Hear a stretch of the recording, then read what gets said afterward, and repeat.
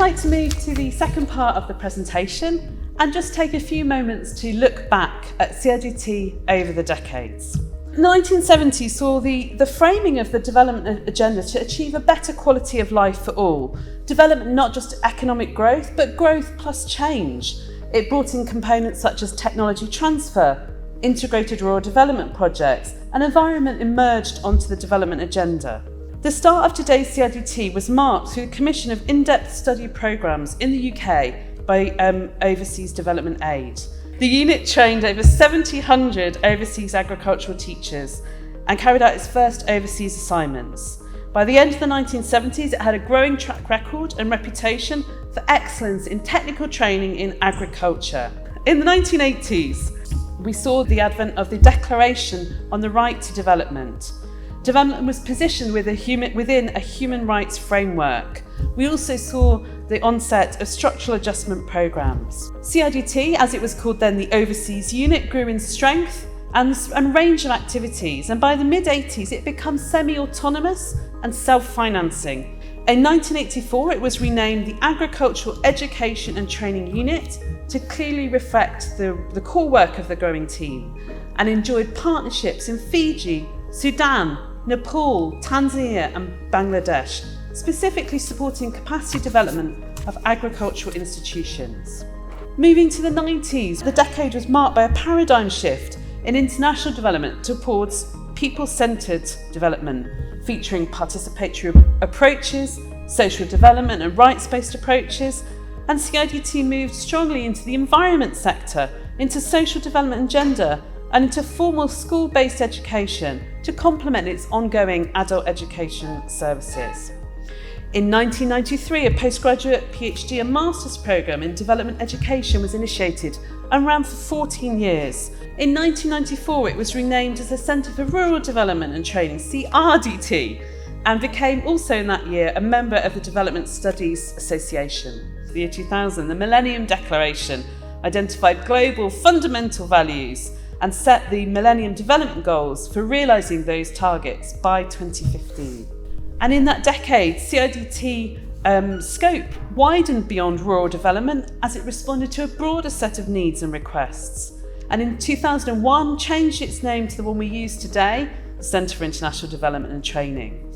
CIDT became quite unique in the sector as a university department of international development, but not based on teaching, rather as we called ourselves, a self-funding centre involved in a blend of consultancy and project programme management services.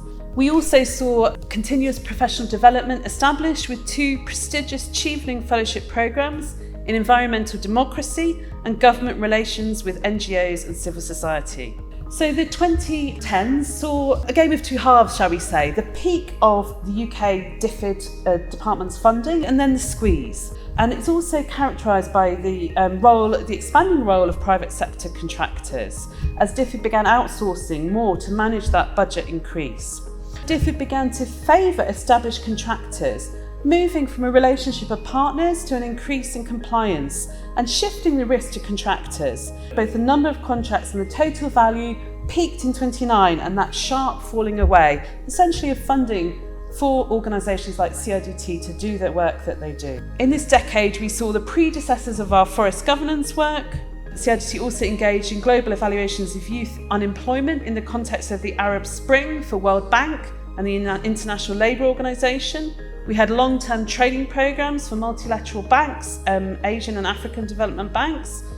And we had perhaps one of CIDT's most instrumental and impactful engagements in Rwanda with the Government Fund for Environment and Climate, which CIDT had a series of contracts to conceptualise, develop, operationalise and institutionalise, and ultimately assisted the government of Rwanda to be one of the first African countries to receive direct funding from the Green Climate Fund. In the 2020s, as we all know, the world was rocked by COVID and development progress was set back in all countries. And in the context of Black Lives Matter, there was also reckoning within our own sector, and we also had our own Me Too reckoning within the sector. With the context of Brexit, the merger between the Department for International Development and the Foreign and Commonwealth Office, the plummeting funding that I've already alluded to, the consolidation of these prime organisations, and the university sector post-pandemic funding crisis, we found ourselves in a bit of a perfect storm, and our team reduced from 20 to the 6 that we are today. However, we got on with some really exciting work in that decade. Professor Rachel Slater, our former staff, led new directions in social protection, working with cash transfers, which Danny will tell you about in the context of our work with the World Food Programme. We also encountered a new long-term partner, institutional partner, in the Royal National Lifeboat Institution, with whom we signed an MOU and seconded staff. And you may not know that drowning is a silent epidemic in low-income countries, claiming nearly half the amount of lives which are taken by malaria. We also had a new partner in the Loudest Foundation, building on those who may remember CNA in the garment industry. So that brings me to the end of that whistle-stop tour through decades.